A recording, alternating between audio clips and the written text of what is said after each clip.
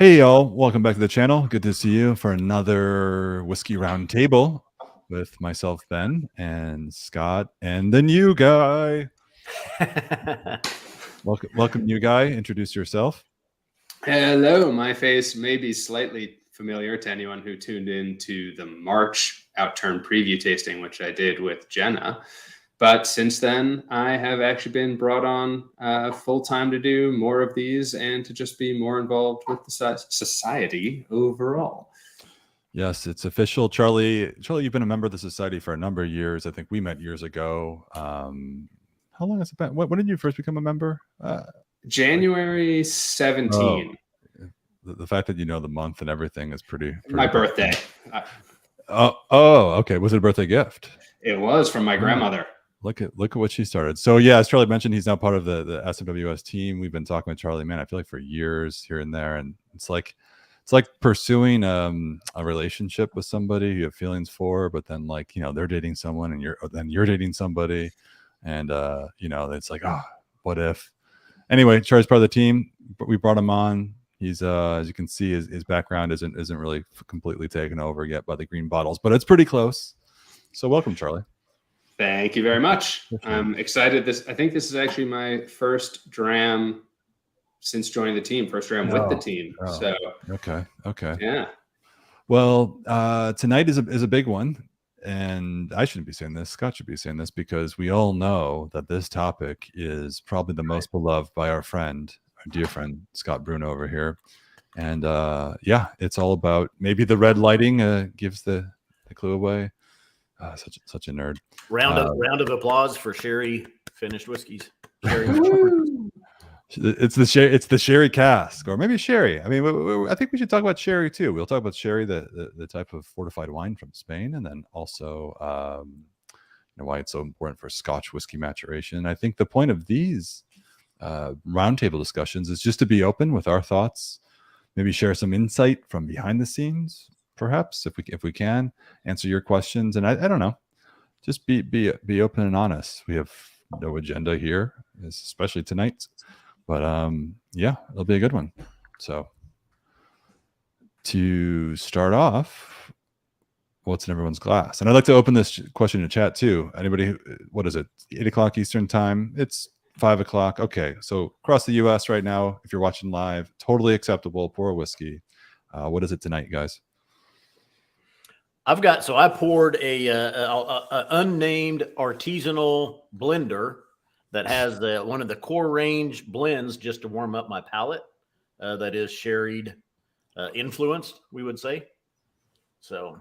Okay, that was the most political answer. I have no idea what you're talking about. Not a chance I could guess what that is. No, a kind of small batch artisanal blender that does scotches. I think their main offices are in London. Oh, okay.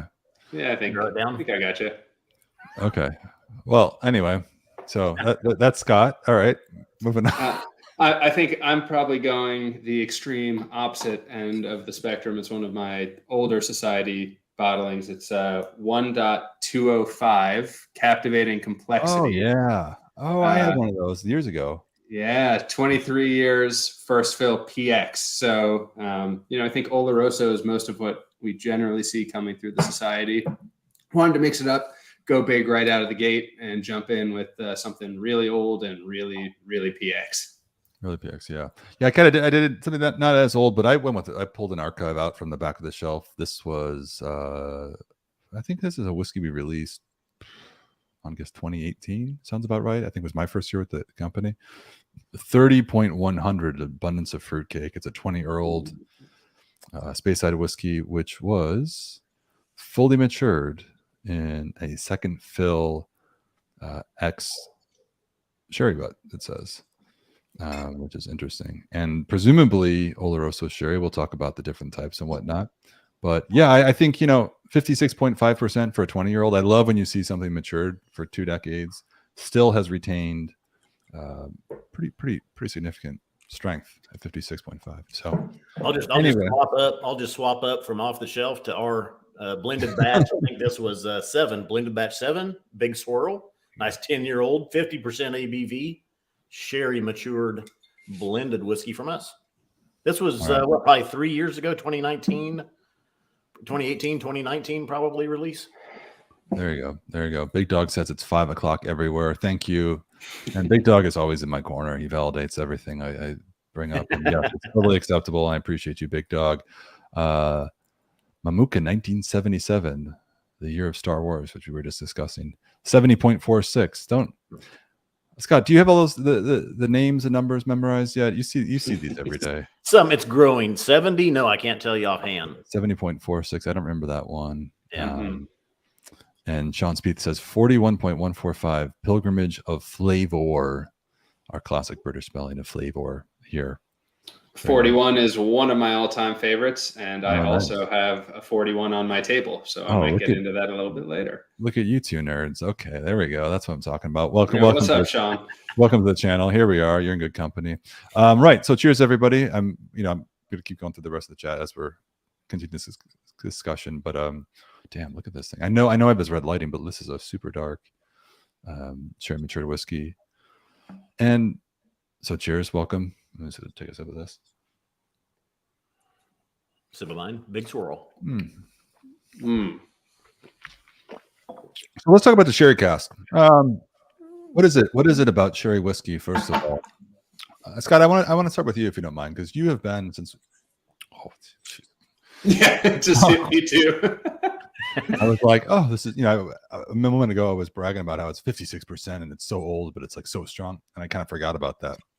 I just treated it like it was like a iced tea or something. Scott, as long as I've known you, you've been a big fan of the sherry matured whiskey.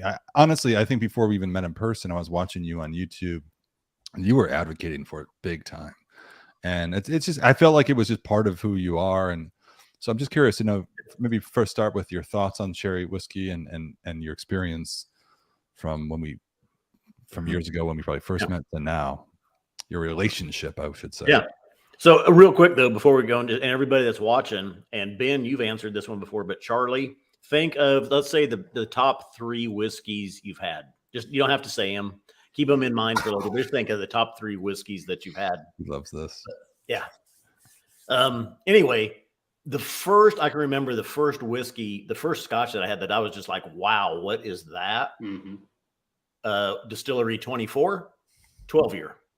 And still one of my favorites. Still love it. Still always have a bottle around. But and I was like, wow, what is this? And then I found out it was that Oloroso sherry, influence. And so that really just led me down that path where I've got to try more. What is this Oloroso sherry? And that led into the Pedro Jimenez, the PX, and all the different. I love wine cask finishes in general, but Oloroso and Pedro Jimenez, port, which port isn't a sherry, but Fino, Amontillado, Manzanilla, Palo Cortado, just some wonderful, wonderful whiskeys out there with those finishes, maturations, anything. I just love that wine sherry influence. Yeah. By the way, Scott loves saying that. We once had a debate over sherry cask versus bourbon cask, and he's reminding me now. And I had a really compelling argument just for the sake of debating for the bourbon cask and sherry. And then Scott pulled out that name your top 3 whiskeys of all time, and I thought about it, and I realized, you know what? I think 2 or 3 of them are all in sherry casks, or at some point. And I thought, wow, that's really, really interesting. Actually not sure that any of my 3 were. Oh, well, you'll be the exception, Charlie. Yeah, I'm sorry. Have any sherry influence? I'll have to look back up, because I know like the 2 that most clearly stand out in my mind were both single cask. So I'd have to go back and find out what their maturation actually was. And I have pictures of them both. So I know one of them was not sherried for sure. But one of them, a Highland Park from the 50s that I tried in France at Golden Promise, which big shout out to Golden Promise if you ever get a chance to go there. That thing was just like knock your socks off, crazy good. But that's not what we're here to talk about. We're here to talk about sherry.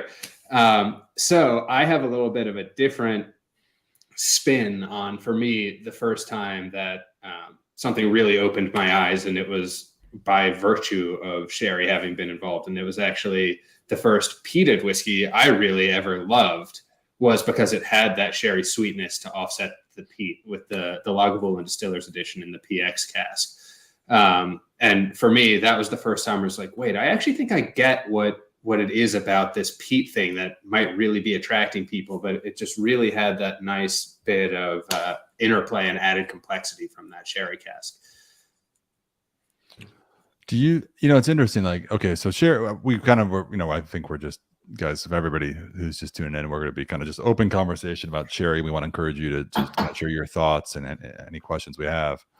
But, just to jump into it, Charlie, you mentioned like a peated whiskey matured in sherry. I've always felt that the combination of the two, again, we're kind of going deeper immediately, whatever. Welcome to Three Guys Drinking Whiskey. But I always thought, man, that was there's really no combination of two components within whiskey making that I think creates such a profound synergy than a peated whiskey matured in, like, I would say any wine cask, but definitely, like, let's just say by default, like an Oloroso sherry cask. Oh yeah. Because I find that the sherry can actually, the warmth and richness and just the flavors of the sherry cask can sort of tame the by default, like the cold medicinal smokiness of a peated whiskey, and like the duality of those two things. Like, again, I'm using warm and cold as temperatures, but I think maybe you can agree that we tend to associate sherry cask whiskey with warmth because the flavors kind of evoke that. And then peat are oftentimes like coastal whiskeys, and there's like it tastes cold at times. But man, the combination of the two, it's super rare now, I feel like, to find those.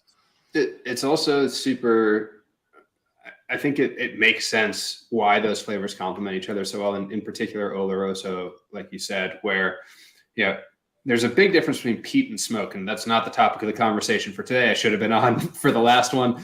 But peat as a flavor is actually just very earthy, organic, mulchy, kind of like natural flavors. And if you look at certain types of sherry, they can actually lean into like that nutty, earthy, kind of gritty taste as well. So if you have that as kind of a shared launching point, and then you take the other notes to their opposite extremes, it just makes like this perfect little marriage with a unity right in the middle. Yeah. I think that was probably, I saw one of the comments, maybe you said it, Scott, like Macallan 12-year-old is like one of the most commonly found whiskeys on the market today from a big brand distillery who's producing mostly sherry cask. That was definitely, I think, my introduction to it without really knowing what it was. I just like, oh, this tastes good. I didn't know what it was. And then I kind of spent some years doing that until I discovered probably Glendronach. And I was like, oh, no, that's good. And also that was like, 46% non-chill filtered. And I was like, okay, this is a real flavorful thing. And then kind of went down that road, had the Aberlour Abuna and thought, oh, this is what a sherry cask, like cask strength, tastes like. Damn. Oh yeah. And it was like I was like too green when I first tried it. But man, I just like, I was developing my palate back then. And do you guys okay, is there such thing as too much sherry? I mean, we're again bouncing all over the place, but No. So sherry, guys, for everybody, I'm pretty sure everybody in the chat knows sherry is a type of fortified wine from southern Spain. Jerez, or if you really want to be Andalusian, you can say Jerez, which I found going to southern Spain, that I was asking people where I can get good sherry, and they like didn't know what sherry was. I'm like, dude, come on, and even though they were speaking English, they're like, I think we were speaking English to someone, and like, oh, Jerez, like the sherry is Jerez. Jerez is sherry in Spanish. So I was like, okay, anyway, fun fact, but sorry, I've lost my train of thought. I'm thinking of my horrible translations. But anyway, so it's a fortified wine. Do you guys drink much of it on its own, or what's your experience been so far? So the only one I've had is Oloroso, honestly. And Pedro Jimenez. I've had, a bottle of Oloroso sherry and a bottle of Pedro Jimenez. The Oloroso that I had was a 30-year-old Oloroso, and I absolutely loved it. I mean, I was just, because it was so obvious. I mean, it was this concentrated, these notes and flavors that you get out of whiskeys. Here it was all compacted and just this really, to me, like a dessert, wine, or something you just drink after a meal with your dessert. And it was just, I loved it. In fact, Bart and I had it together, and Bart didn't care for it all. And I was fine with that. So I'm like, I'll take it and I'll drink it. And I did. I have had a lot. I've had a fair share of fortified wine, but sherry is in the minority of the ones I've tried. I've probably had like 3 or 4 glasses of sherry in my life, but there's one that stands out like so particularly out of the rest, which was probably the only one I've had since I got into whiskey. And this was pretty much when I was still in that like exploratory phase you were talking about. I actually came into sherry starting with Glendronach. I don't know how that happened, but it was like Glendronach and then Glenallachie. So big Billy Walker guy, I guess, over here. But I've been really fascinated by PX in particular. And I don't know what it was about the sweetness. Maybe it was the Lagavulin connection again. And so like one night in New York City when I was living there, it was probably like 1 a.m. and we basically stumbled our way into a much nicer establishment than we probably should have been walking into. And I was like, this place has a whole sherry menu.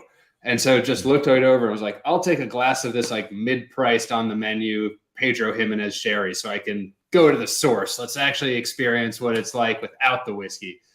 And it was like I was drinking syrup. I mean, it was so thick. It was like gravity was affecting it differently, trying to pour it out of the glass. It was so viscous. And embarrassing, ended up having to dilute it. It was so concentrated and so sweet. I actually had to water down the whatever, like 15 or 20% ABV. I guess probably a little higher than that.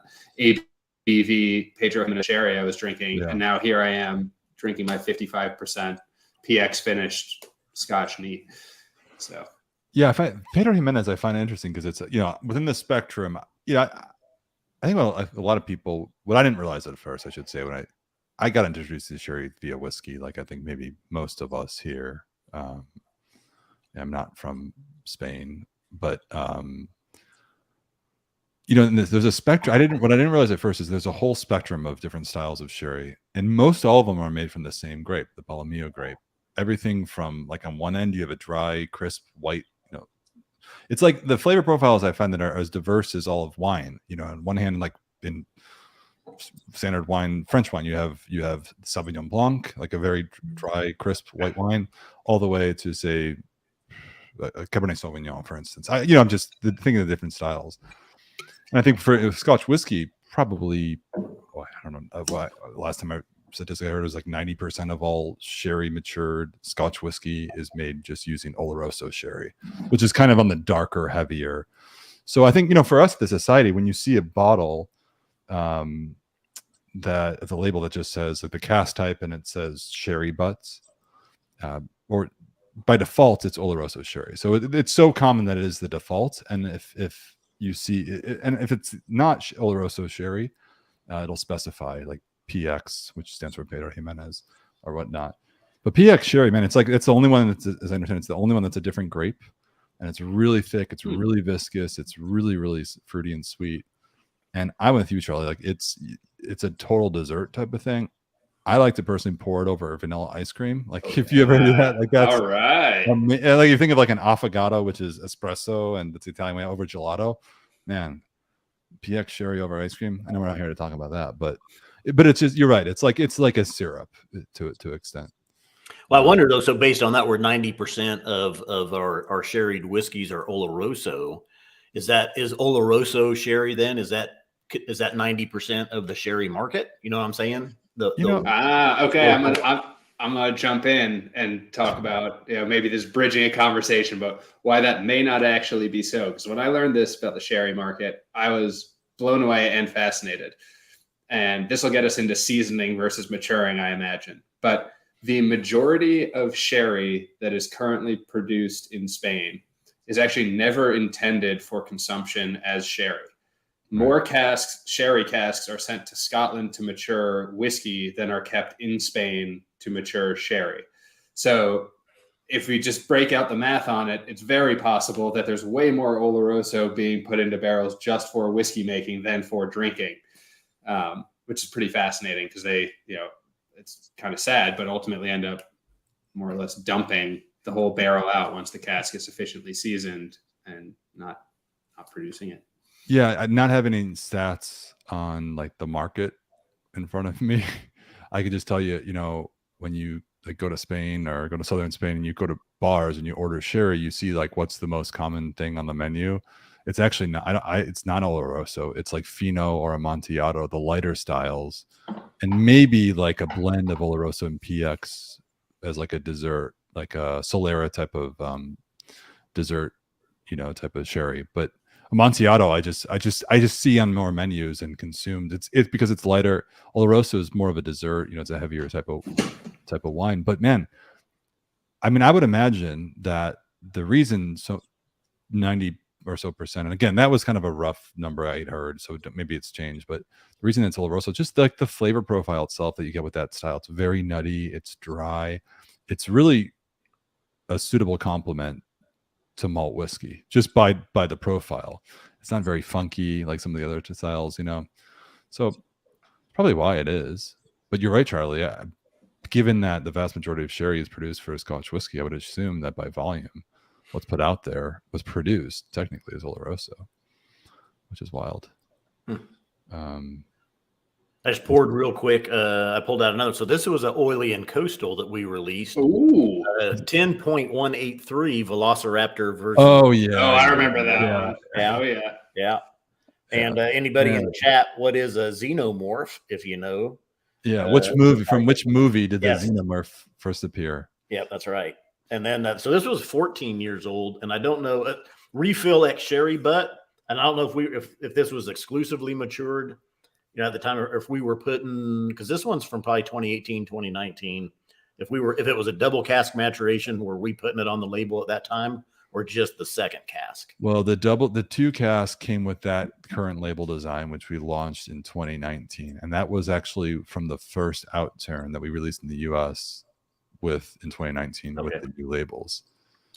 This one then, so probably 14 years exclusive, but it's a refill sherry butt, so you can see it doesn't really have those dark, richer sherry tones that we see. So that refill sherry butt, not as much impact on this one.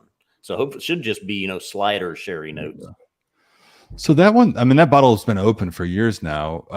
I've got one back there somewhere. I guess I can answer my own question with you, but is the sherry influence pretty? Can you pick it up? Because I remember the first time I tried it, I was like, man, it's very, very subtle. That's what I say. It's been a while since I've had it, so I'm gonna see if I can get it. Okay. Yeah. That's the most fun thing with this 23-year distillery one I'm drinking is, I've had this. I bought it right when it came out. I don't know when it was distilled in 93, so it came out in 16. I probably bought it in 17. And opened it right away. I mean, it's probably been open for five years at this point. And when I first opened it, I would not have even known it was sherried. And now it is so smack me in the face with like clove, cinnamon, and just dry raisin. Like, again, the fact that this isn't deep, rich, and dried fruits is just insane. That it's spicy and dry. But and that's American Oak PX sherry butt, if I recall. That one you have? It just says first fill hogshead XPX, and I do recall that it was a finish, not full term. So right, but yeah, I mean, it's interesting because we're talking about Scotch sherry used for whiskey maturation. Just for everybody in the chat, I mean, maybe you heard before, but when you see from this whiskey from the society, if it's been finished or spent time in two casks, and the second one's the sherry cask. In our business, as a business, I would say, we're in the business of obviously acquiring casks and bottling them, but we do invest really, really heavily in wood, and that we have shipped back to the vaults, or actually rather our warehouse, which is in sort of Western Scotland. And we will double mature and transfer liquid into those casks. What I didn't realize at first too, this would have been helpful over the years when I was like doing the social media whiskey debates with people and getting into it. The vast majority of sherry produced for just in consumption of sherry is actually made using American oak. And usually if you see a cask that is a Spanish oak ex sherry cask, it was 9 out of 10 times intended for whiskey maturation. And that's just because Spanish oak is more tannic, it's spicier. The characteristics tend to overpower the wine.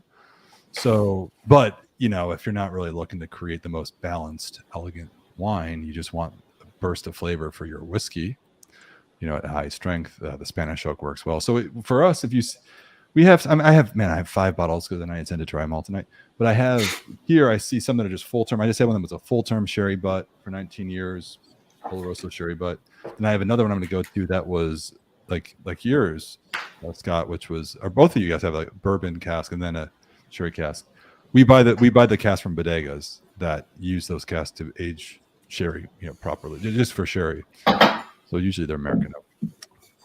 A long explanation, but fun facts for a deeper nuttiness is coming out of it now, and there's still just probably slight sherry hints. I can tell there's kind of some darker undertones, but I wouldn't be able to tell you, there's raisins, there's prunes or whatever, but definite nuttiness coming through probably from Oloroso, and then just some very slight undertones of the darkness.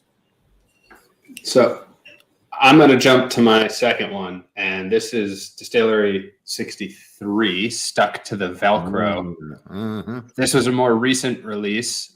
This one's super cool. It was initially aged in ex-Oloroso, and then just to dial it up, because why not, finished in first fill Oloroso. Yeah. And this whiskey is actually pretty special for me because this is I had this for the first time when I went to the vaults for the first time.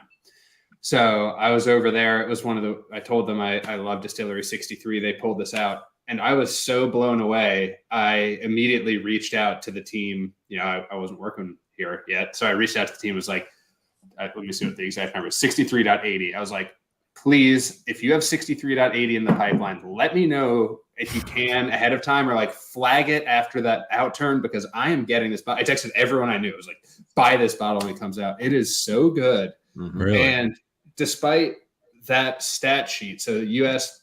quickly moved away after you asked the question on, is it possible to have too much sherry? At one point in my whiskey process, my maturation, my own exploration, I would have said no. I was loving sherry bombs. I was trying to get as soaked in it as I could. And as I've continued that exploration, what I take issue with, and it's personal preference only, I don't think it's a fault in distillation or in maturation or anything. For me, I really want to see the interplay of the distillate and the wood. And I find same with aging something way too long. There's really old stuff I've tried that I just think now all I'm tasting is cask. I've lost all of the base malt. Too often, if you take something and you're just doing like a full term first fill sherry maturation, now you're just getting cask. And that's a lot less interesting to me than seeing how they can kind of dance together. And so this one just does it so dang beautifully for being full term and then finished in first fill just on top of it.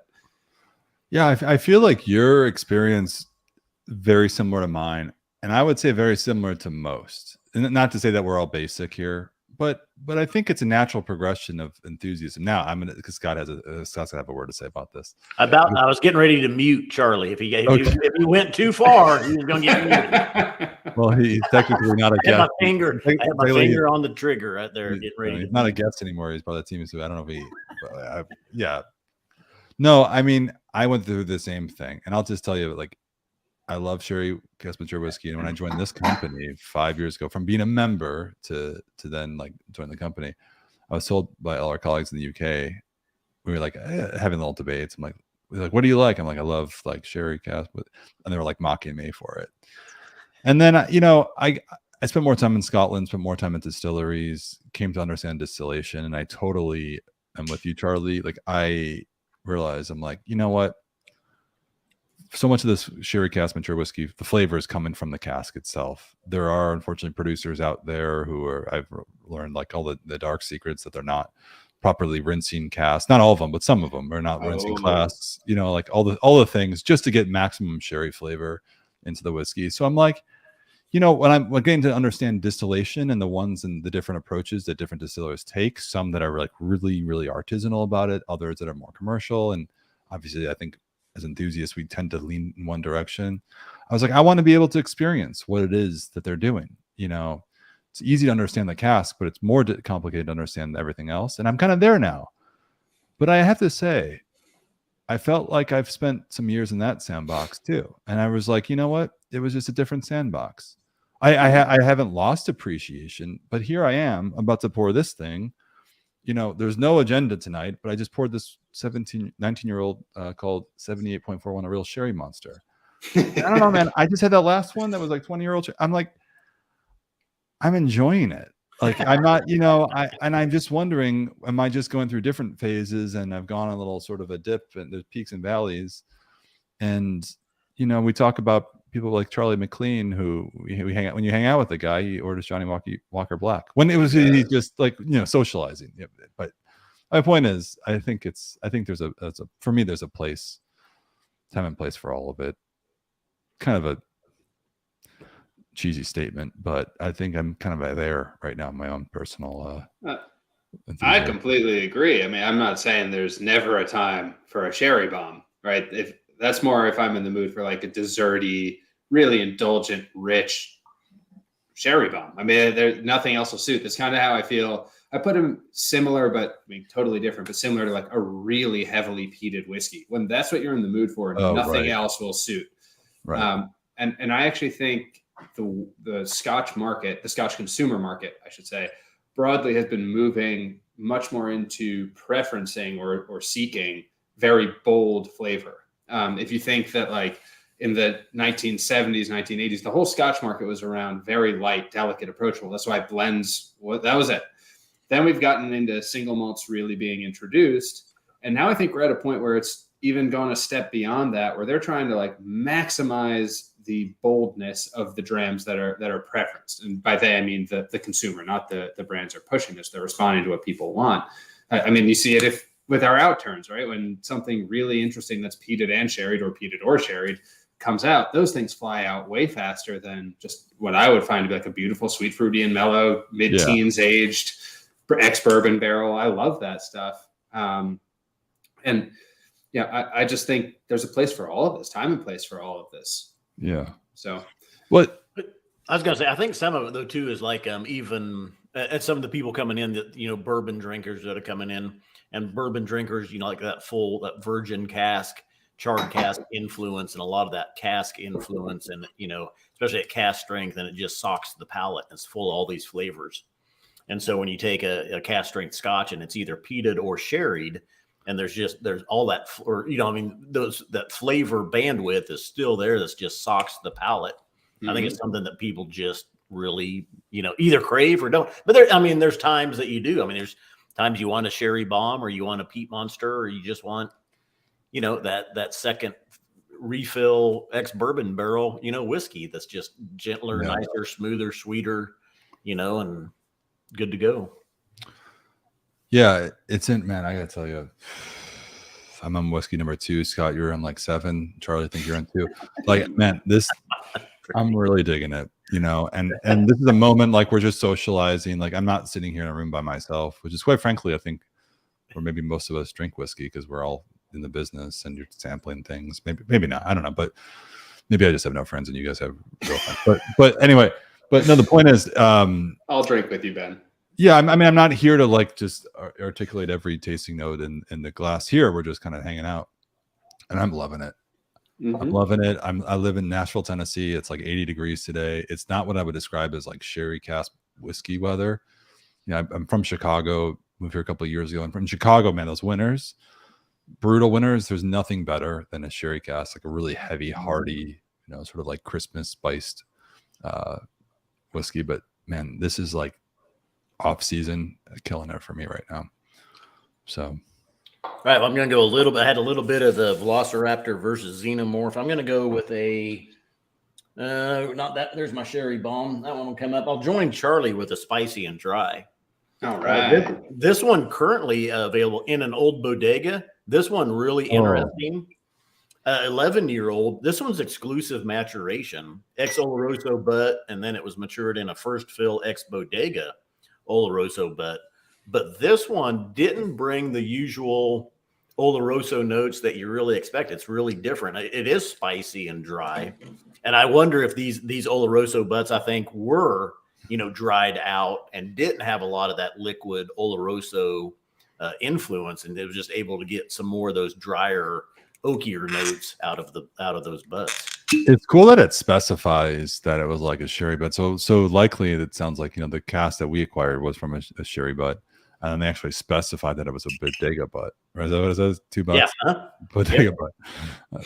First fill ever bodega Oloroso butt. Yeah, hashtag transparency. But I mean, it's just kind of interesting that I haven't seen bodega, but on a cask site, like, they're like, we're telling you we bought this and it was used to age real sherry in Spain to be consumed as sherry. And we took that thing, we brought it to Scotland, and we put this like whiskey in there, and now it's spicy and dry, baby.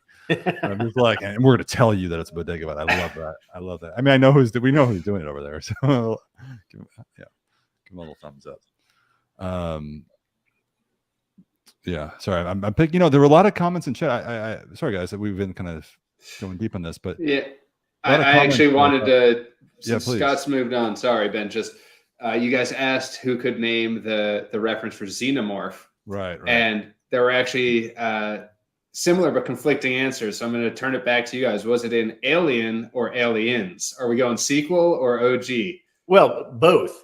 Well, but where was it first? Originally first. Alien. Yeah. Correct. Alien. So Sean Spieth, I saw that last month we did movie trivia unintentionally, and somebody who got it ended up becoming a member for the first time because they were just like so like valued that the reference, right? What was that? Scott made a movie reference. It's like, that is my absolute favorite movie. I've watched it more than any others. And now I've just purchased a membership. I'm a peacock. You got to let me fly.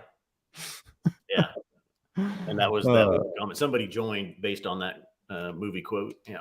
So I've seen some great questions and comments that would be like very divisive for us, and so I want to address them. One of them I saw was just straight up Oloroso or PX. Which would you take? So Oloroso, think of it for everybody. I mean, I'm sure you guys have tasted a lot of it, but very dry, nutty style of sherry, most common. PX, more of a fruity, sticky, sweet style of sherry, which Charlie described as being the only thing he's ever diluted in his life. We can have so many comments we can make about that, but he's a new guy. So, what would you pick?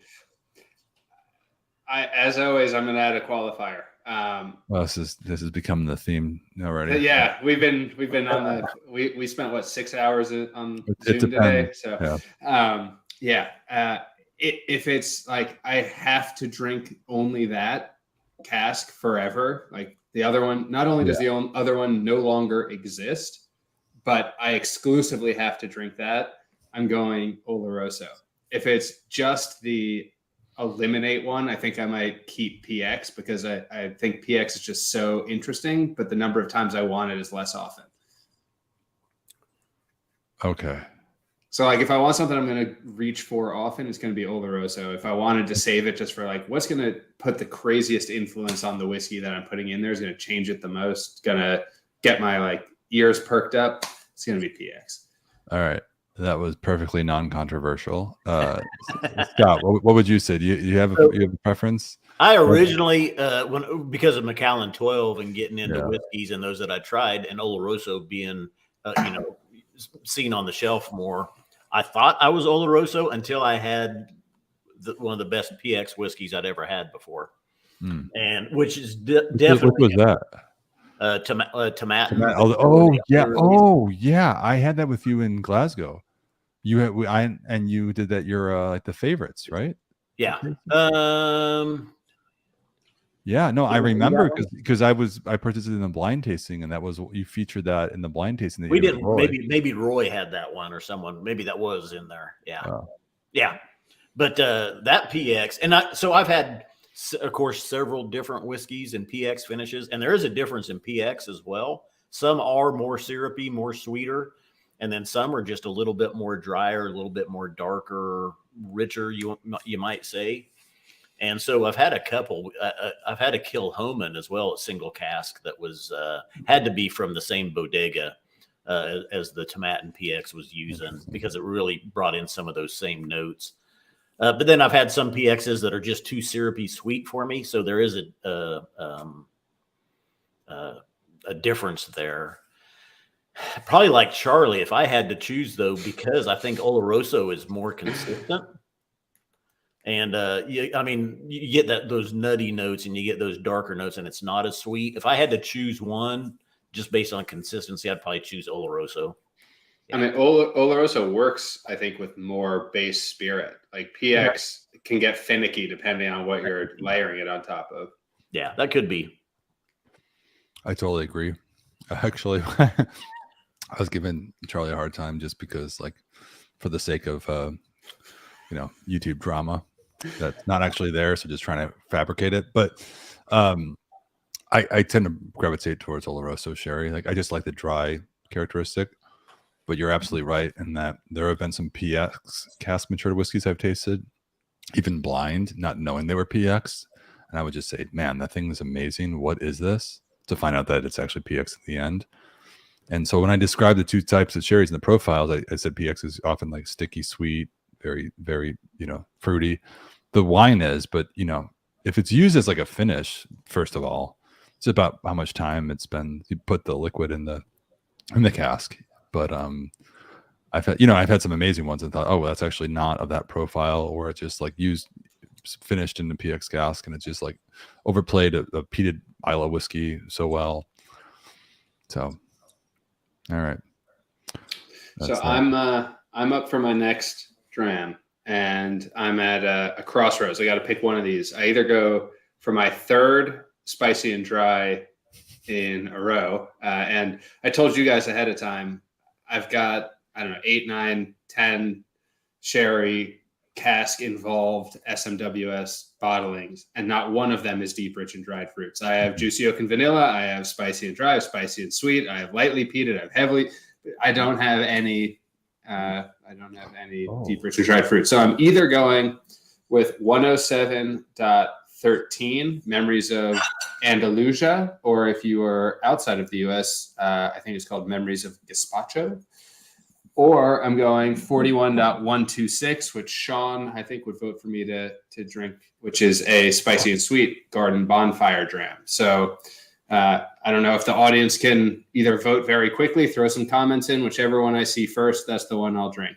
Yeah, let's see a chat. So what are the two options? The spicy and 107.13 spicy and dry. And that is a full-term second fill Oloroso from I remember 2017 Spirit of Speyside Festival. Yeah, that's right.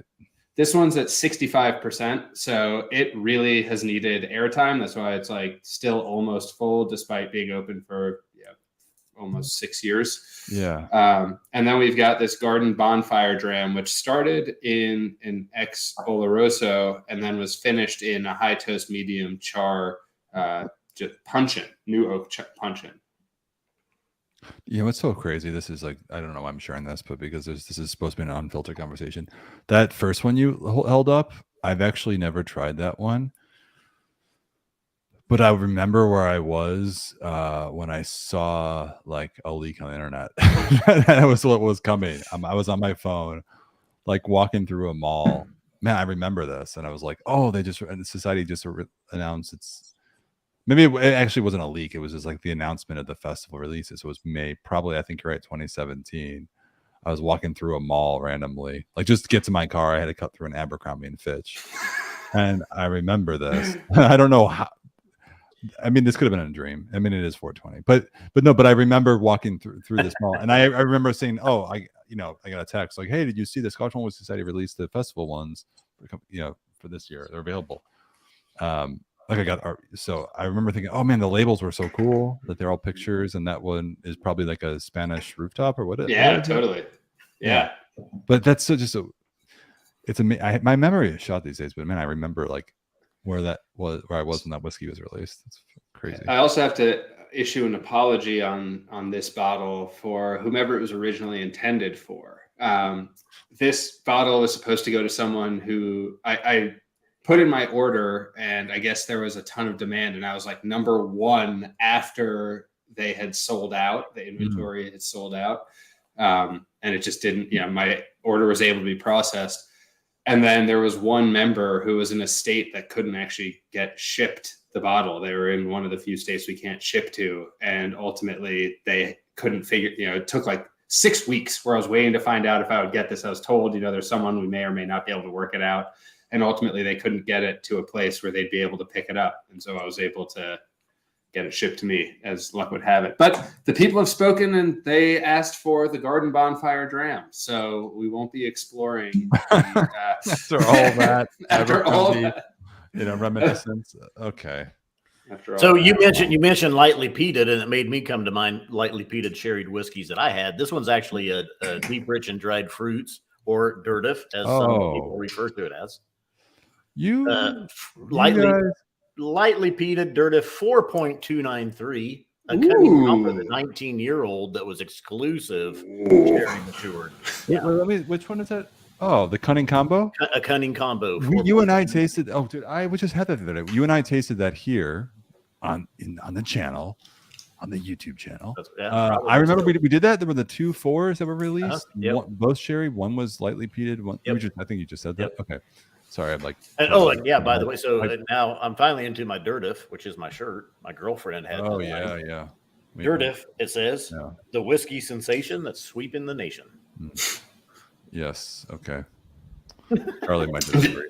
Yeah, the flavor profile I have by far the least bottles of. Well, it's funny because I was thinking about tonight. What do we pour tonight? And I just went. I have all mine color coded on the shelf. I just whatever.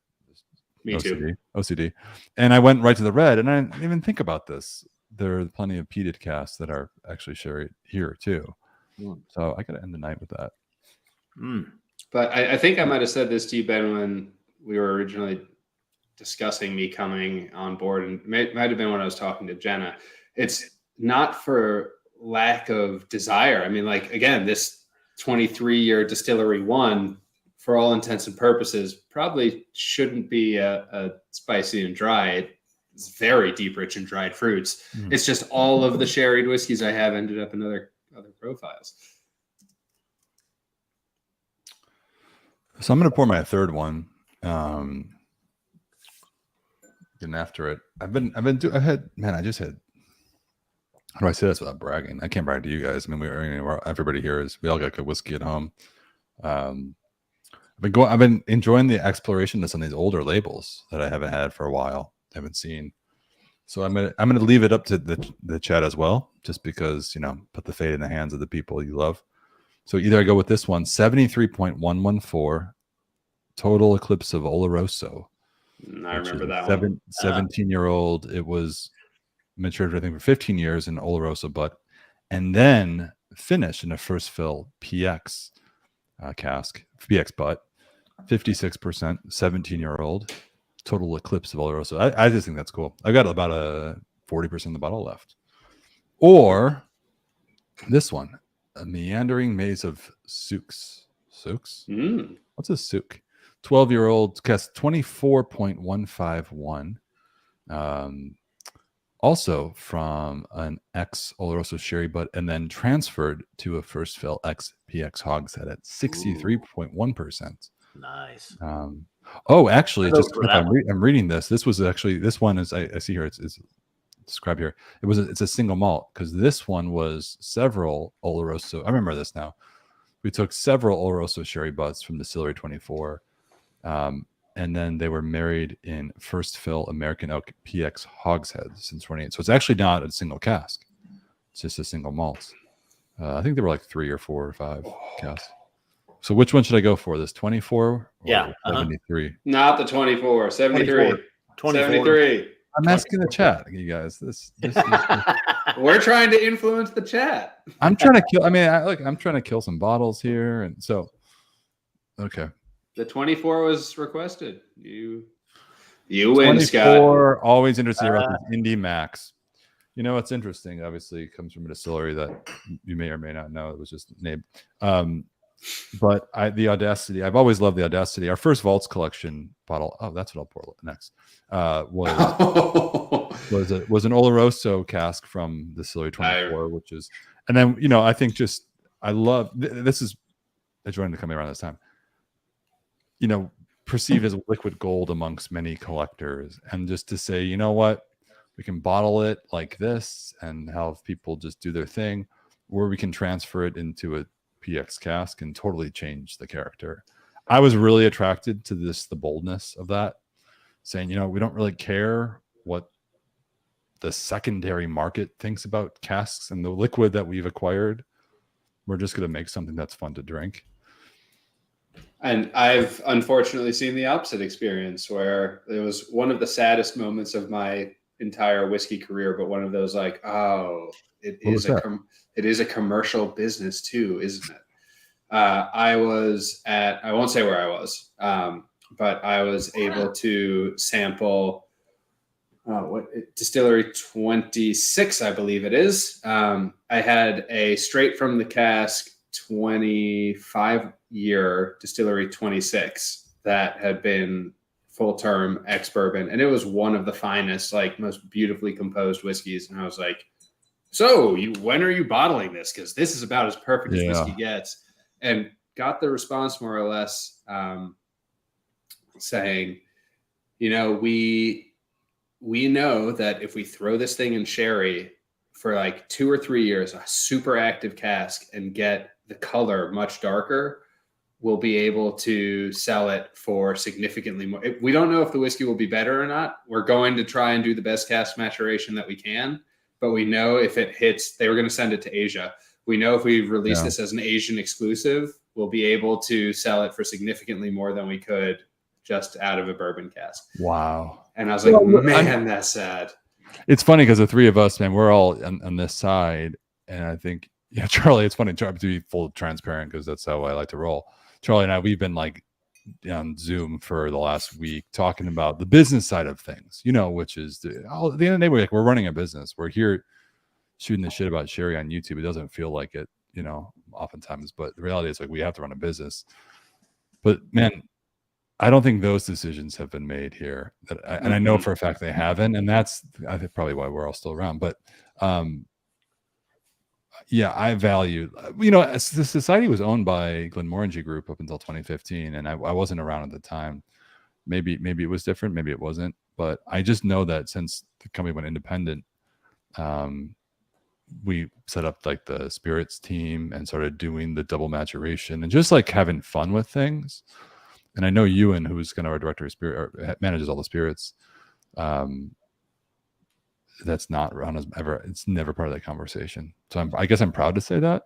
No, definitely. I mean, this was also, yeah, it was a totally different kind of business, right? Like for them, that cask had a lot of different meaning than it would for SMWS, who has so much access. But it was just still like, oh, right. Well, the first timer was like, this isn't just about passion for making awesome whiskey. You do have to make the numbers work. That's a bummer, though. I think for us as a club, there are enough members where like there are not many bottles per cask, you know, and even if it's a sherry butt, you'll have 500, but like for a bourbon cask, you'll have 200 to 300 bottles. And I think with the size of our membership, we don't have like most of the whiskey moves eventually, you know what I mean? So we don't have to worry about let's change it up just to sell it. So I guess in a way we're fortunate that our members are so engaged, but I don't think I've experienced that in my life. Like tasted a whiskey, fell for it, and thought like this is perfect, to only learn its fate was something that is, you know, like unrecognizable. That's I understand the feelings there. Yeah, it was tough. I mean, I wish I could have gotten a sample of that to go or something. But I want to take us into one of the dark realms of sherry. And Scott, I'm aiming my sights at you on this one.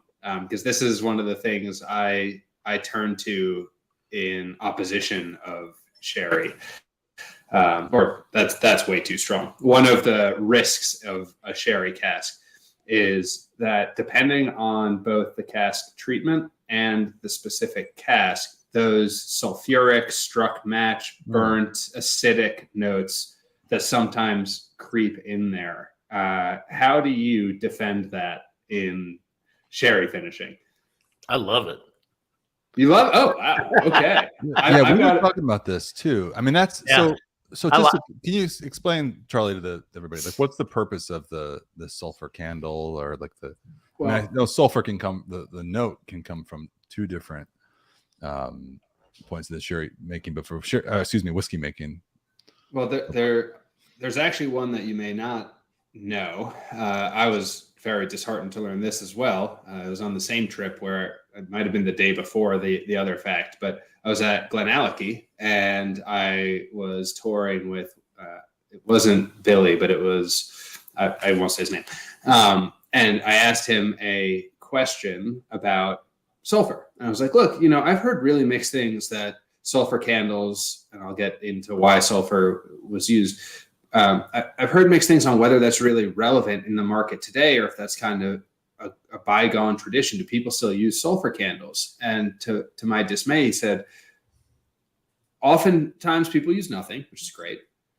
Then the good ones may still use a sulfur candle, and it'll impart light sulfur. But actually, a lot of sherry houses actually use a hose with a sulfur infused liquid, and they just soak the cap. They don't rinse them always ahead of time, like you mentioned before, Ben. They don't always properly rinse things, but then they just blast them with a sulfur infused hose, and it's to kill or to kind of protect whatever sherry might be in the barrel from bacteria, from fungus, from kind of rotting the cask. By burning a sulfur candle, you deoxidize it, you kill a lot of the bacteria that's in there. Yeah. Or similarly, apparently, if you just use a vat of hose blasted sulfur into the cask, you achieve the same end with significantly more impact on the cask. I see. And it's to protect the cask essentially Yes. in transit. So from transit. southern Spain to Scotland. So you don't want to fill your new cask, again, your Spanish cask, with new make spirit from off the stills if it has bacteria and all those things. So knowing that, though, Charlie, sorry, Scott, go ahead. No, go ahead. Finish yours. No, but knowing that, okay. So I mean, just to clarify for everybody, so traditionally, it used to be, my understanding is that the sherry was dumped. The cask, a sulfur candle was basically inserted into the cask. And that alone would kill off the bacteria, as opposed to the liquid method that you're describing now. So, nonetheless, modern liquid method, or old school candle method, there, obviously with some casks and with some distilleries, you get the sulfuric note. Do you think it's a good thing or a bad thing at all, or do you mind it as much? Scott just said he loves it. It can really depend on the whiskey. I would say 80-20 rule applies here. I almost always dislike it.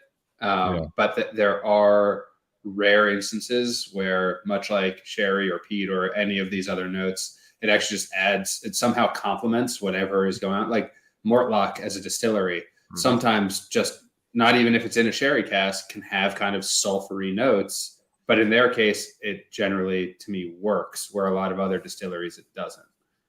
Yeah, I'm with you, I think, and I'm kind of in between. I mean, I understand that some people and some palates, maybe like 1 in 10, have a very low, like, they have a reaction to sulfur, like, it's an intolerance or whatever. And so I think what some people experience is very different from what maybe most people experience.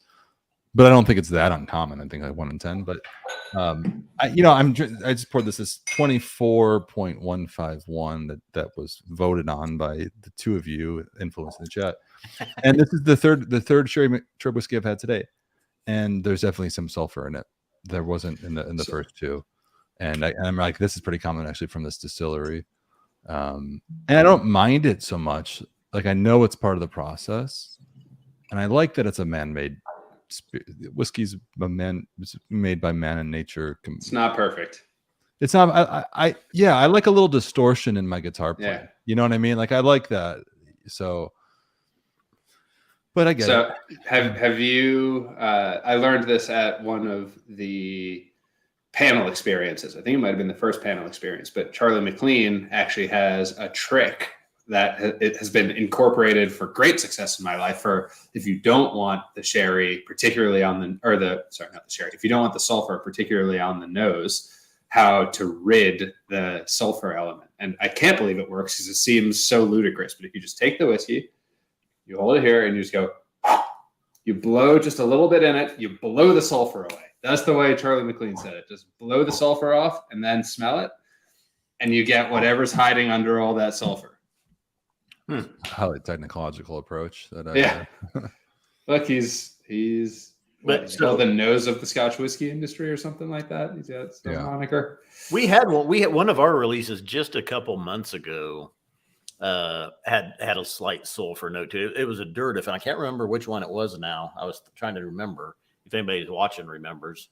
And I want to say it was a double maturation with just the second maturation being in an Oloroso. But it definitely had a sulfur note, and it just brings out a nice, to me, it's a thickness, a chewiness, a meatiness, but and I've had some really heavily sulfured whiskeys too that I still enjoy. I don't go to them as often, but it's one of those notes that it doesn't put me off. I know it does put off a lot of people. Yeah, I like it. I've got a whiskey for you, Scott. It is an independently bottled, not from the society, single cask, Port Charlotte Madeira finish. Ooh. That is one of the most sulfuric thing. The only thing I can compare it to is the Fountain of Youth in St. Augustine, Florida, which is basically a sulfur swamp where you go and you drink it. And, if like my friend who I was on a 6th grade field trip with there, you have a sulfur allergy, you go to the hospital. Avoid that. But this thing it's potent on the sulfur. I like sulfur, but back to 24 real quick. Probably my final dram, depending on how long we go, but Glory Days 24.167, 13-year-old, of course, exclusive maturation, ex-sherry butts, and then moved to first fill ex-Oloroso hogshead. And you can, so this is what I like to see. Whoa, there we go. Yeah, now we're talking. Do you like a little whiskey with your sherry? I mean, because exactly. Okay. If you work for Charlie's old commercial enterprise, you can probably you do really well. The darker the better. Oh, and I don't know how they get that. I'm looking at a 9-year-old cask sample drawn right out of a barrel that they sent us, which Prestige LaDroit in Washington, D.C. or Maryland ended up taking the whole cask.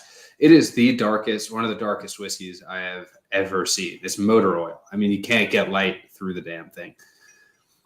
I am going to go to my last whiskey as well, and I'm amazed we haven't made the jump into the green labels. Yeah, I gotta go there. Yeah. I'm gonna go grab a peated sherry cask whiskey off my shelf. I don't know which one yet, but my eyes, maybe I'm getting too old. I can't see the difference between peated and heavily peated flavor profiles by looking at the color. But I'm going with Distillery 10, a smoky transformation. It is a 7-year. We got 60.1% ABV, and it's an ex-bourbon hogshead and then second fill Oloroso. And if I remember, this one is a punchy fella. I bet. That looked like the heavily peated shade of green, but it's hard to tell on the camera. But what was the cask number on it? I'll look it up. 10-219. This is a more recent one. Ooh, that's a big pour. So be it.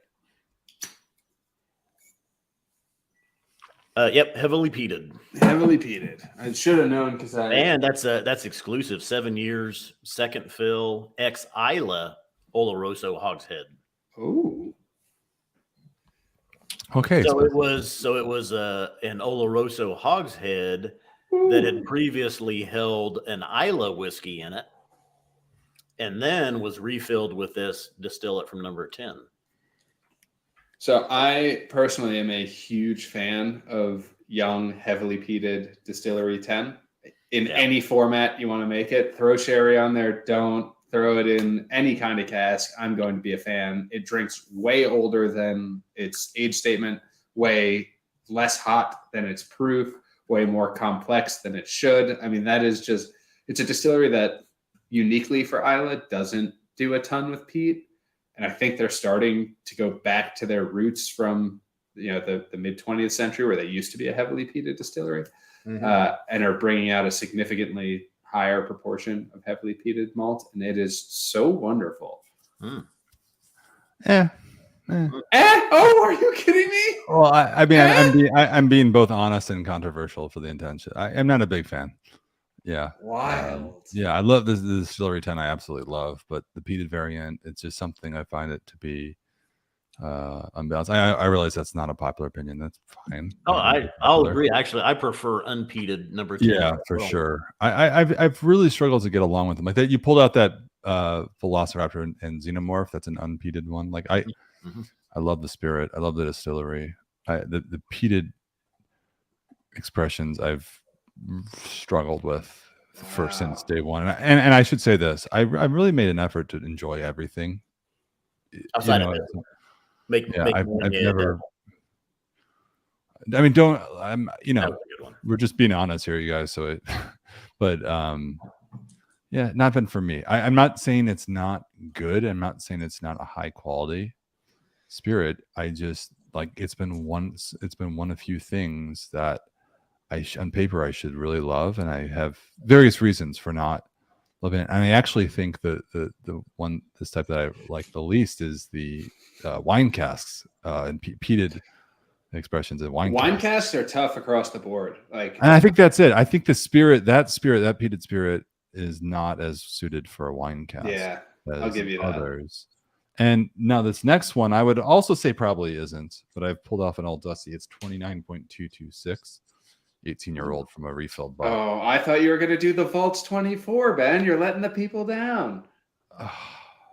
Well, listen, I wasn't planning to do one more, but I just was told, hey, guys, we're going to do our last one. So, I mean, I'm just cutting myself off at 4, which is a lot more than I normally drink in a night. But you actually probably don't know this. I'm training for a marathon, and I have to get up early before we meet tomorrow morning and go run a 10K. So, I can't be drinking too much tonight. Oh my God, I just found. I had a thought that crossed my mind there. Now I forgot. Based on your getting up to run the 10K in the morning. Not looking forward I kind of to forgot that behind the black boxes, I actually have more black boxes, and I just found one that's also, I think, a sherry cask. This is 41.118. Oh my God. That was at the first gathering event. Well, there was it was sampled at the gathering event. It wasn't part of the release. We poured this. This was from the event, actually. We held the one that, I flew around. It wasn't our first gathering. It was our second year, I want to say. Maybe it was our first year. I flew around the country, did 5 events, 5 stays with Paul Skipworth, who's our chairman. And this was the one that we poured. So this was from an ex-bourbon hogshead, 30 years old. Oh man, I really want to try this one. Oh man, this is like Christmas right now, and I'm Jewish, so this is amazing. But it's like, but it makes it even more special that it's like Christmas. But then I have this one. This was our first ever Volts collection, 24.129. Back before the box was the right size. I saw you struggling to get it out of there. Let's be honest. This box was not great because getting the bottle out, we definitely moved on from this quickly. I remember I was in Edinburgh. We were like at our annual meeting, and we're like talking about new packaging. This old Volts collection box was really cool, but there you go. But the bottle, like, it was really tight fit. I mean, really tight fit in there. And so we moved on to the more, I really like the current box. You can't really see this, it's dark. Opens up this way. Yeah. Instead. Really just like a really solid piece. Nice. I don't know, man. Obviously, we're all biased here. It's our business to sell a whiskey. So don't take this as a sales pitch. But if you guys don't have a Vaults collection bottle, like, they're really cool. They're really cool. I mean, we got more coming out at various price points. Some are like, several $1,000s because what they are. But I mean, we're buying these casks. There's a market. So, but yeah, I'm agreeing. The packaging. Anyway, I realize I have more than half of this one left. So I'm going to pour this one. Also, a shout out. This is for the Whiskey Franco. I'm going to put a little toast to this person over here who is the armor. I'm going to put right here after the Mandalorian finale. I'm really nerding out tonight at this live stream. But yeah. So first of all, Charlie, are you a Star Wars fan? Uh-oh. Uh-oh. I'm going to get in trouble here. No, I gotta say no. You got. I need to revisit the source text. I haven't seen any of the original Star Wars movies since I was maybe a preteen. Well, no, listen, first of all, nobody's perfect. That's totally okay. Right. Second of all, Scott and I kind of have a little problem. We just can't grow up. And therefore, we did so we were talking about this, Scott. Last year we did a May the 4th stream. Mm-hmm. I think we should bring it back. Mm-hmm. I think we have to bring it back. Mm-hmm. Did you only drink things distilled on May the 4th? Because that would be a pretty cool little asset. No, I can't do a stream on May the 4th. I gotta go to this a friend's party. Oh, sorry, Scott. Oh, that is I feel gutted right now. I just pulled up my calendar. No, I was thinking they can go totally nerd out. We can pick whiskeys at. Anyway, we won't have to go into it. But Charlie, I watched Star Wars in 1977 in the movie theater. Yeah. That's awesome. Yeah. Oh man, Life changing. So Ben, I'm not positive if I've tried that one or not, and I think I have. I think I tried that. The Distillery 5 Vaults Collection release that came out either at the same time or right after. No, there was two. It was a 38. Wait, no, it was Rosebank. Yeah, 25. Is that what you said? Okay. Yeah. Okay. So we haven't seen it since, but you're right. We launched the two together. The two. I had those two, and it was the first time I'd had Distillery 25. And then that same night, I had, if you have this bottle, I am going to, I don't know, run to Nashville tomorrow instead of my 10K. The Distillery 76, it is a 30-year called Complete Nirvana, and it is one of the most aptly named society bottles I have ever tried. That one actually maybe, Scott, to your question earlier, that's maybe in my top 3 ever. That's the Vault Collection? I don't think it was. And I remember, I think Tom has the bottle because he sent me a sample once.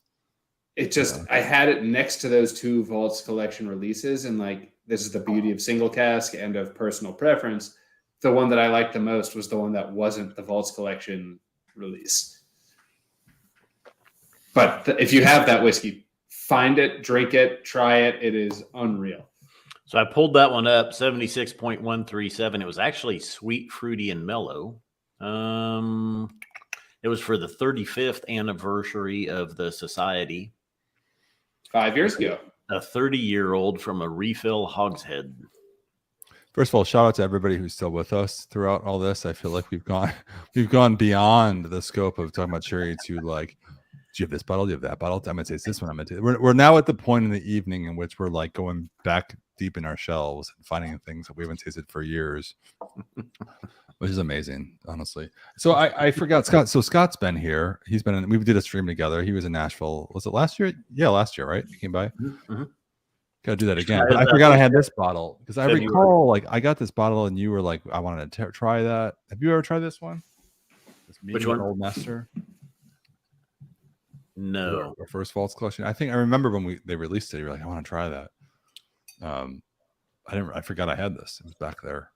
So anyway, anybody comes through here, hit me up. I should retract that invite. That's good. So speaking of Distillery 24 sherry, cool things that the society has done. Not that many people. I don't know how many people were even members when it came out, but the Jazz Trio. Yeah, the Trio, yeah. That was a super cool. There are 3 Distillery 24 releases that all had the same initial maturation, and then they split it into 3 different types of casks for finishing and released it only as a bundle, right? You couldn't buy them individually. Yeah, as a set of 3. Yeah. Which was, and I remember, they were all like, how old were they? 21, 24 years 21, old. 24. 20. Old. I remember the price. It was probably like $2,000 or something. I can't even remember. $1,500. I can't remember what it was. In the 2000s was my, It was a lot of money, but 3 single casks, like of 20 plus ages for that money. That was like, whoa, for Distillery 24. Yeah. crazy. That was like buy one get two free, at least. But yeah, you know what I thought the best one was, and this is wild, was the Oloroso sherry cask that was then transferred to a first fill bourbon barrel, which you never see. But that one was, yeah. I don't actually even remember what the three were. I got very fortunate that a different member hosted a tasting at his house and invited me, and he had purchased them and he let me try them. But one of another just terribly tragic moment, at one point, seemingly my house got robbed when I lived in Charleston. I was out of town for a weekend, and they were doing tours to sell the house that I was renting from. And when I came home, two things I had left on the counter from the night before I flew out of the country were missing. I'd left a bottle of Kalila, a single cask Kalila, and my whiskey journal that had all of my notes in it for 4 years, handwritten tasting notes. And those two things were just gone when I got home. Huh. So I don't have my notes on the Jazz Trio. That's what I'm getting at. Real bummer. I'm about to take a picture of I've never had this many sherry cask matured whiskeys on my tape on this desk here. I gotta post this on Instagram. Just it's ridiculous. I'm about to really quick. I want to be mindful of everybody's time. We got Charlie on the East Coast. We got people on the East Coast. That's unfortunate. We are an hour behind, Scott and I. So anyway, do you guys want to wrap up? You want to pour one more? We can go either way. We can wrap up if you like. We also have to pick a topic for next month too. Let me. Go ahead, Charlie. I was going to say I still have this Sherry Bomb Andalusia that you were clamoring for, and you've got these sweet, sweet, sad memories for. So I'm happy to at least give it a sip. I'm gonna do one more for the sake of it. I think it's been a long day for all of us, but I'm gonna do this one more because I pulled the whiskey out. I was so excited for it. I can clearly just go enjoy this. We can end the stream and I can go enjoy it, but I just want to just pour this and just to share my thoughts real quick. I was going for this, and then you called out, oh, I thought you were going for the Vaults Collection one from the 2017. From January 2014, 2017, I got the email at 1 p.m. So I went for that one, but I have to go back to the Isla, the peated one real quick. Just a comment from everybody in chat. First of all, thank you for sticking around this long. What do you want to talk about next month? Last month, we had a great guest, Cameron George from Ardbeg. We talked about Pete. We went really in depth about Pete. He's a great resource. We're talking about sherry today. Let's think about next month. What are some topics that are of interest that you want to learn more about, that you want to discuss? I think we didn't really do much of it tonight, but a lot of times what we're intending to do with this segment is to really sort of help debunk some myths. Actually, Charlie, you had a really good mythbuster moment when you talked about the sulfur a little bit, like what gives it the flavor, how it's actually injected. So want to give everybody a chance real quick. No pressure. And then I'm going to pour this last one, and then we'll wrap up the evening. What about, it came up several times tonight. We just talked about, refill bourbon, second fill bourbon, first fill bourbon, maturations. Maybe we do let's just look at some strictly ex-bourbon maturation. The bourbon cask. Yeah. And what an opportunity for us to actually throw in a society bourbon. Oh, Charlie's been here for a week. He's already thinking of dude, we got the Derby coming up next month. Oh yeah, we got the Derby. We should go for that. I've never been to the Derby. I haven't either. I've never been to Kentucky. You've never been to Kentucky? Never even been to the state. No. Why don't you, Charlie? Why don't we make this happen? Why don't you come to Nashville? And it's 2-hour drive from me.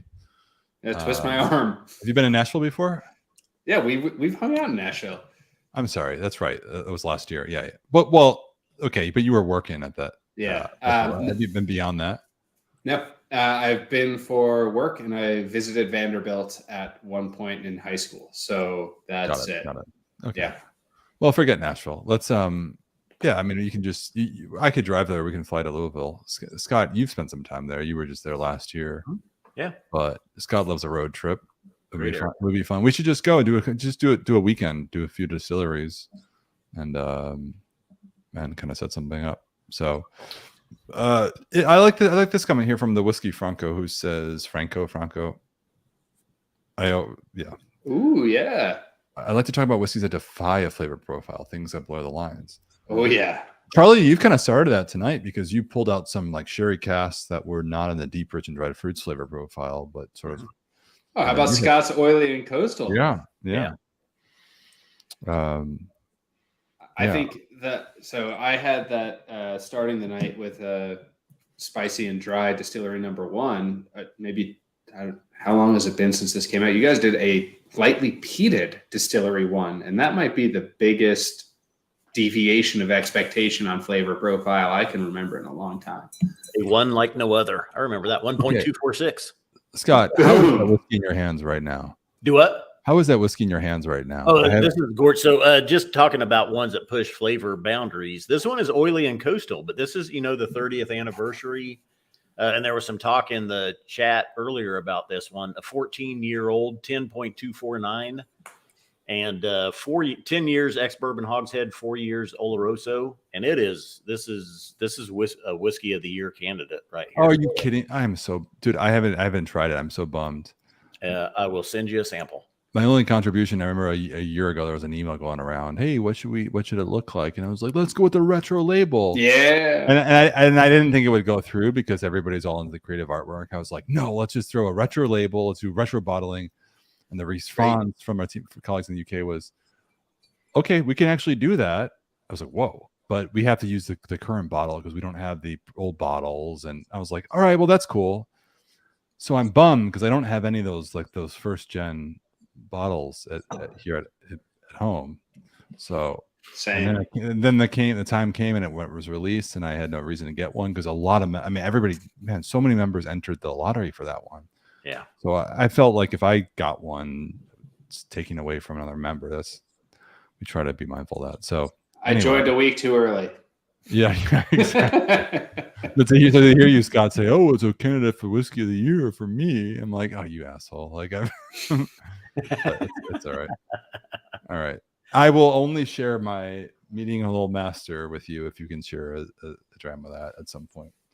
Yeah, absolutely. I like this comment too from the Whiskey Franco, who said an SMWS American whiskey deep dive. It'd be interesting because we all drink American whiskey. Charlie, we've been talking about American whiskey so much. We're laughing, and it's been like the topic of the week for us. Oh man, we got more coming, and it would be fun for like the three of us to maybe Jenna too, of course, to talk.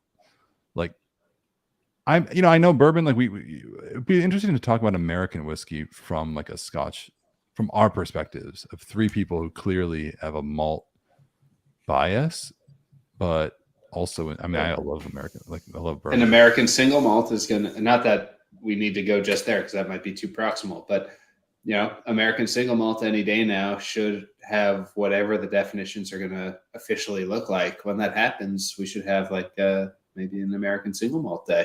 Yeah. Breaking news emergency tasting. I think we owe our fellow members a true unfiltered, taste and talk about American whiskey. Yeah. Where we can be as honest as possible. We're three Americans who clearly love Scotch. Yeah. Our opinions on American whiskey. Yeah. Anyway. And it sounds like, some others kind of lost out of the lottery. Listen, guys, apologies. We did have a lot of entrants for that one. And I actually, for one, I'm in no place to complain about not having a whiskey, but Scott, it hurts hearing you say that. But the good news is we got a lot more coming down. And if you thought that was exciting, wait till our 40th anniversary bottling. This year, the American chapter is celebrating its 30th anniversary, but the Scotch Malt Whiskey Society as a whole is celebrating its 40th anniversary. So now that we've released our 30th anniversary bottling, mostly the second half of the year, we have all these 40th anniversary exciting things going down. I can't say much about it now, but since you said that you gave up the suggestion on the label for the 30th anniversary, I'll say that there's a Vaults collection release coming up that I got to name. Whoa! That's right. That's right. Yeah. Wait, that's dropping this month. Right? Yep. Yeah. Next Scott, week, I think. This is your first one, right? I mean, Yep. that's right. That is a we lifelong all goal of mine. submitted names for this whiskey, and we all went at it, and Scott's was chosen. Yeah. It will be our I'm not gonna give this away, but yeah, I'm gonna give it away for the people who are loyal and still here. Our most now. I'm not necessarily be able to go out and get a bottle myself, but it's going to be the most premium bottle we've ever released. So, will we try it? I don't know. It's probably be pretty limited. But nonetheless, Scott named it. Well, they came in and Tom wasn't too thrilled with the name that was supposed to be on it, and he said, "What do you guys think? Give some suggestions." And we all did, and they went with yours. Yours was definitely the strongest too. Yeah. I will say there's like sticker shock when you see the price of the bottle, but then you actually like compare it to what that would cost from other realms, let's call it, and it's just like, oh, it's like a 40 to 60% discount depending on the retailer that might even have access to something like that. Yeah, that's what I'm saying. I mean, guys, look, we're it's a funny thing in this business of the Scotch Whisky Society. It's like we're still nerds, and we just say like, if we can get it, let's bottle it. And like we have a hard problem saying no to opportunities. If we come across like a cask or there's no chance to get something, like, yeah, we should get this. This is cool. So that's the case. Scott, if it makes you feel better, I did have a chance once to kind of go through the process in Edinburgh at the Vaults to go to the lab and take a sample, write the tasting note. I was super excited. It was years ago. I was like, man, it doesn't happen often. This is really limited in the tasting panel usually. And then I was just so excited, man. But it was only released in like China and the UK. So I was told it was even going to come here. To be fair, not go too into it. You probably remember the story. It was actually after we were together at the Bon Accord, and the next day I broke my leg out in Glencoe, and I was like, I can't go back to the States. Can't go to the hospital. I got to go name a society whiskey for the first time in my life. I've been waiting to do this for so many years, so I like just like ignored it. Went to the thing, I wrote the tasting note, like held back tears. And then I found out like 6 months later, oh yeah, that one, sorry, we didn't flag it. It's just going to China and the UK. So it was like an old Lefroy, I was just so emotional about it. But you got to do barbecue and fishnets though too. That was you? Yeah. I picked that was my first cask pick ever. Yeah, you got to pick the cask. Yeah, I was going through, that was 2018. We released it for the 4th of July, and I had a chance to do a cask pick, and I was like, there were so many options, and I'm like, okay, on paper, I don't have to taste that many of them. I've narrowed down pretty quickly. I'm just being transparent. Like I saw this on paper, I'm like, interesting. I got to taste it first, but it was Campbelltown 13-year-old unpeated in port. And I was going through a real port phase at that time. Port wine, port casks, port everything. And I was like, this. And what I loved about it, I chose it because it was what I love about the society, which is it's a premium spirit, premium price, but like good value. And I found that like the low teens of cask and age, for me, have been some of the best whiskey experiences that I've had for the money, period. So I was like, this represents everything I love about this club. It's what propelled me to become a member and to the company.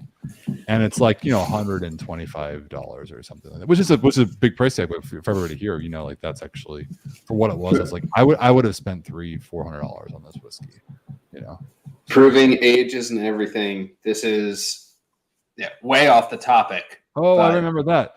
This is one of my all-time favorite. If I could go back in time, I would have bought a case of this whiskey. This is like, this is one of my desert island drams. Not because it's like, I mentioned that like 1950s Highland Park name drop whiskey. This isn't that, but this is one of those things that is such a unique delight, and is every time I drink it, I'm just the biggest smile on my face. It's not the most complex. It's not the most beautiful, perfect, but it is one of the most enjoyable, fun whiskeys of all time. So put that bottle back up for a second. So look at this. This is I don't know if you recognize what makes this so unique.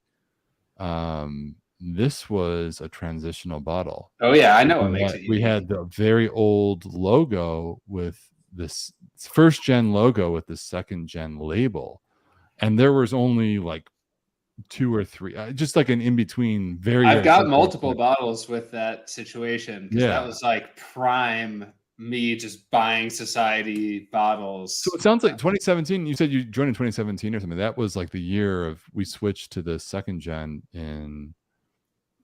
actually in the US in 2018, in the UK in 2017. So yeah, so you were that was it right there. Favorite SMWS bottle below 10 years. I love, man, this is great. Whiskey Franco, fellow Star Wars fan, is really driving this. Whiskey Franco, it starts with participating in chat on YouTube, then you buy bottles, then you start talking with us, and then sure enough, you're working for the company and you're getting your paycheck from from SMWS. But there's one thing I've been wanting to say for like 15 minutes, ever since Scott just completely gut punched us with the bottle he held up. Oh yeah. Yeah. So it's actually not, I don't think the other instance was released. I think it was happenstance that I got to experience it, but fully the opposite of what I mentioned with the other bottler who was going to excess age something in sherry just for the sake of driving value. The first time I was ever at a member's house, I was at Greville Street in London, and they had a bottle with the vintage label that we've now brought back to life on this 30th anniversary bottling. And of course it caught my attention. I'd seen these in pictures. I'd never seen it in person. And I asked the hostess, I said, what is that one? And she said, well, frankly, it's a cask that we bought and we were excited about, and we matured it, but we actually don't think it meets the standards of the society. So we're not going to sell it. It's just going to be available to members who come to Greville Street. And we've put it in the old label to make it very clear that this one isn't a product that's for sale. But if you're interested in trying it, it's something that we think is, this is something that we just don't think is really worthy of the SMWS name. And I tried it and I was like, literally, I was there with another society member, who's a buddy of mine. We both looked at each other. We're like, is there any chance I could buy a bottle of that? Like, could I have you don't love it? Could I buy it? Could I just take that off your hands for you? And it was the exact opposite moment for me, where I was like, oh, they care so much about the product that they're putting out that this thing that I would have happily bought didn't meet the quality control standards. And so they put this really cool old label on it. That's like one of the few instances of archive, like true archive label SMWS have gotten to try. Wow. Yeah. That's pretty cool. I'm just like captivated by this thought that we're still going on this live stream, that people are still here, and that I just actually did pour one more whiskey. This 41.118 memory lane. I'm about done with mine, and this is my last one. Yeah, this is my last one for sure, for real, guys. I do want to hear your opinions on that one, because I was like I tried it at the gathering, but it was after having tasted everything else multiple times, and then that one came out, and I was like, oh, I should have saved my palate. So I don't really remember it. But I was so excited. I've got about a quarter to a third, about a third of the bottle left, so it's slightly oxidized. It's 30-year-old whiskey. I used to do the thing where I would like transfer bottles to smaller bottles so they didn't get oxidized, and then I got hundreds of bottles, and I was like, I just can't keep track. And so similar, like the sulfur influence, I find that the oxidization is kind of part of the experience of owning a whiskey and enjoying it over time.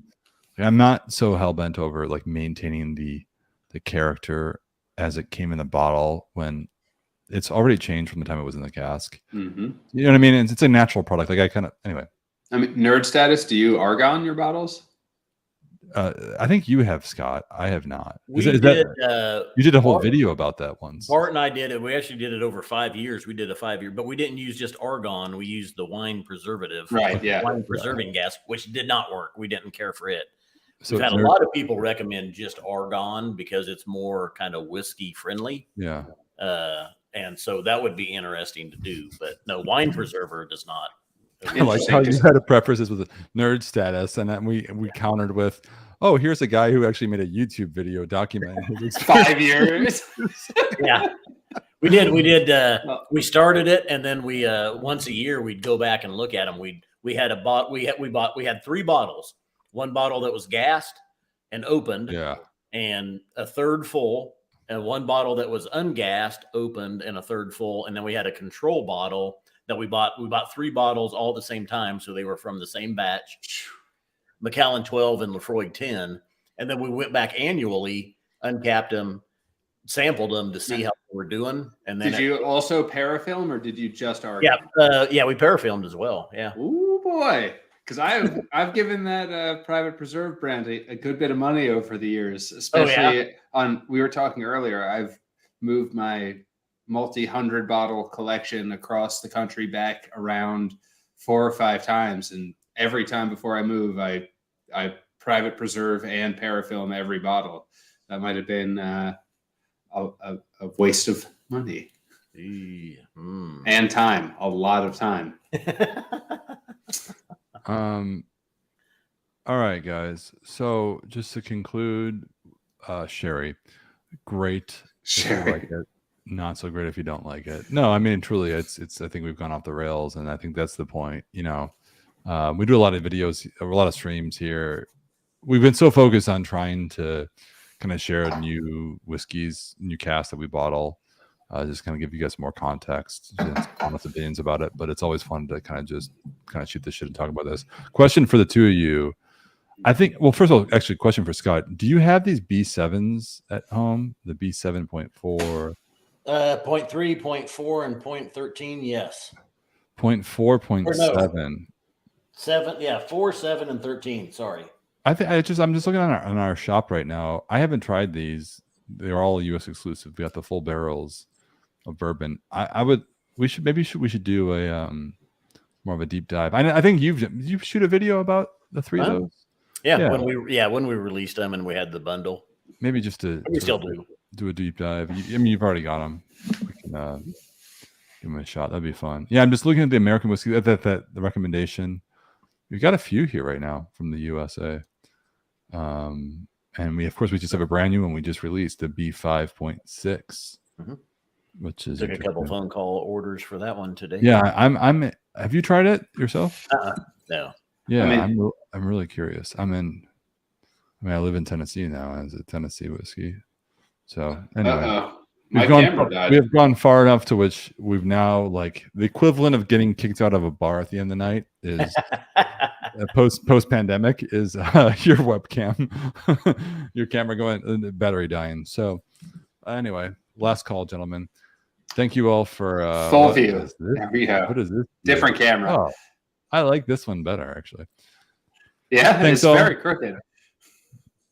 Thank you all for joining us tonight. It's been great hanging out with you on this Thursday evening. And thanks for all the recommendations for the segment moving forward. We'll come back about these ideas, and I think we'll do them all at some point. But and welcome Charlie again. Everybody give a quick welcome to Charlie officially. You'll be seeing him a lot more. Maybe we got to do a little setup upgrade at some point. So, yeah, I would appreciate that. I mean, I do like thinking you're an airline pilot at times. Like, it's fun to think of that with the headphones and everything and the cord, but I don't know, whatever. Oh, that's me being an audiophile. Normally I have it connected through a digital analog converter, I have, these are not my normal headphones. You've seen me on our daily chats. Open back, like, stupid headphones. Yeah. Anyway, we can end this thing. Yeah. All right, guys. Cheers. Welcome. I'm going to end the stream, and thanks for tuning in. That's right.